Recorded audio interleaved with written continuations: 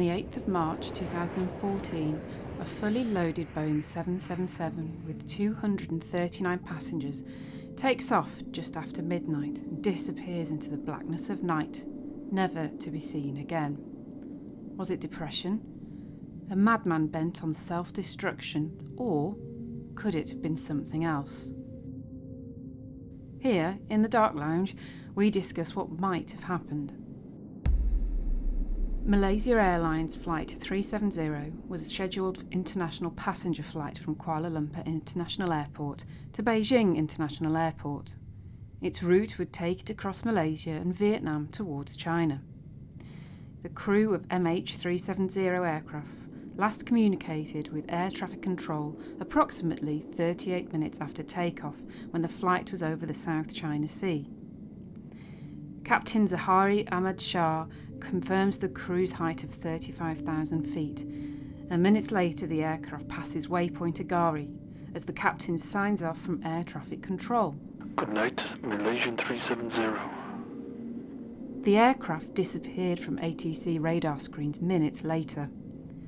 With the thousands of flights every day, planes will fly from one region to another, with air traffic control monitoring and passing on to the next region. But would it take a lot, late at night, to notice a plane disappear from a screen? No warnings, no mayday call-outs, just a dot on a screen no longer there. In reality, flight MH370 was tracked by Malaysian military radar for another hour, deviating westwards from its planned flight path, crossing the Malay Peninsula and Andaman Sea. The Malaysian military originally claimed they saw MH370 climb to 45,000 feet, in excess of its surface ceiling, then drop 40,000 feet within 60 seconds. Eventually, it left radar range 200 nautical miles northwest of Penang Island. The search for the missing airplane, which became the most costly in aviation history, focused initially on the South China and Andaman Seas. This would be the most likely region a plane would go down under emergency power failure or loss of control due to fire on the agreed flight path. However, further analysis of the aircraft's automated communications within a masted satellite identified a possible crash site somewhere in the southern Indian Ocean. The disappearance of Flight 370 has been dubbed one of the greatest aviation mysteries of all time. The changes in direction from the planned flight path, the lack of communication from the pilots, and the determined actions to allow a plane to disappear seem to rule out an accident on board. Captain Zahari Ahmad Shah had been a pilot with Malaysian Airways for over 33 years, rising through the ranks to become captain.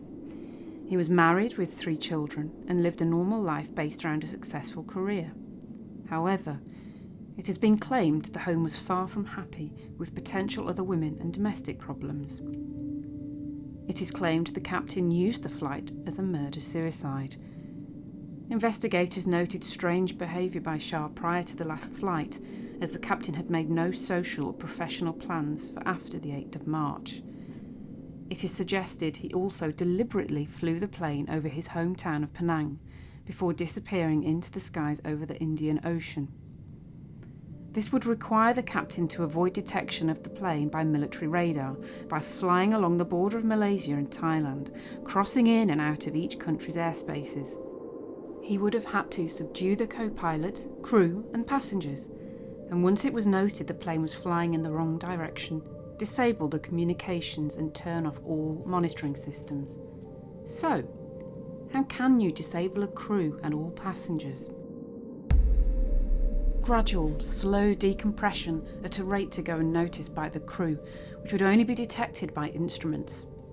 In August 2005, Helios Airways Flight 522 crashed due to the loss of cabin pressure. The pilots failed to check the aircraft was pressurising automatically, and then to react to the warnings that the aircraft was depressurising, eventually losing consciousness. So, could Captain Shah have used hypoxia to disable the crew? Then, after taking complete control, taken all on board to a watery grave, never to be found? Or could the plane have been hijacked? After takeoff and achieving cruise height, could Malaysia MH370 have become a victim to terrorism?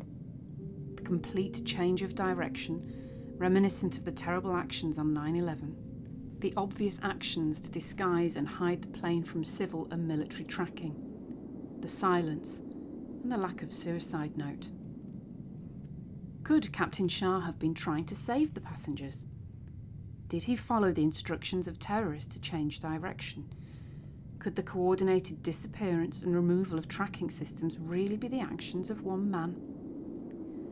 Would a man with no history of mental illness take 239 innocent passengers hostage and make no requests or notes to explain why? If the plane did rise to 45,000 feet and then drop to 5,000 feet within 1 minute, all on board would have been aware of the situation and would surely have fought back unless already incapacitated. Did he depressurise the plane in an attempt to subdue the hijackers? Did it not work on them, and was he locked in the cabin alone to try and fight alone against those on board? Did he fly the plane away from civil targets to protect those on the ground at the expense of all on board? Or, perhaps, was he working with them? Could the hijackers seek to use the plane as a weapon as the world fought against terrorist groups all over the world? With the use of drones, satellite monitoring and listening stations, the way wars are fought all over the world is changing, especially in the Middle East and Africa. Over the next 9 hours, an Inmarsat satellite communicated with Flight MH370, which could mean the plane continued on its flight trajectory over the Indian Ocean. Did the pilot of the doomed plane go to all the effort of turning off tracking systems, dodging radar between Thailand and Malaysia, subduing a crew just to fly over the endless mirror of the Indian Ocean before disappearing into the sea when the fuel ran out? Or was it something more intentional? Diego Garcia is an island in the middle of the Indian Ocean, over 2,000 kilometres from the nearest mainland. It is currently a United States military base, home to 730th Air Mobility Squadron, Air Force satellite control and remote tracking stations. Its official use is to protect sea lanes and oil transportation, as well as act as a refueling station for long-haul military flights. Diego Garcia does have an ETOPS landing site, which would allow a Boeing 777 to land. Captain Shah had practiced landing on short runways on small islands. It is also an ideal position to monitor situations in the Middle East and Africa. With the increasing use of satellite technology to monitor terrorist activity and the use of drones to target with extreme prejudice, could Diego Garcia be a prime target? Since 9/11, could a silent threat of a Boeing 777 be ignored, flying towards a target? Could the order for targeting a civilian aircraft be made and acted on?